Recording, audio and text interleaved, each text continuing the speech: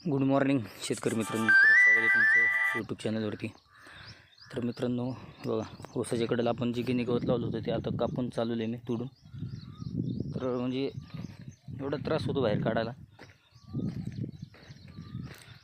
असे म्हणजे तिथं 2, 3, 4 गवय आणि ते पुढचं एक राहिलेलं उभं दिसते पोलपाशी, तेवढं एक एवढं गवत नेलं म्हणजे एक दिवसभर गायांचा चारा होऊन जातो. माझ्याकडे 8 गाय आहे ती, म्हणजे 3 गाय मोठ्या आणि 6, 5 3 गाय मोठ्या आणि 5 लहान लहान पिल्ले वासरं.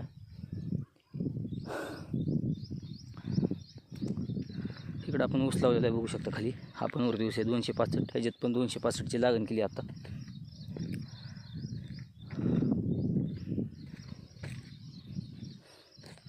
आता आंघोळ म्हणजे मला आंघोळीला उशीर होतो मित्रांनो, 10, 10:30 वाजून जातं आंघोळीला.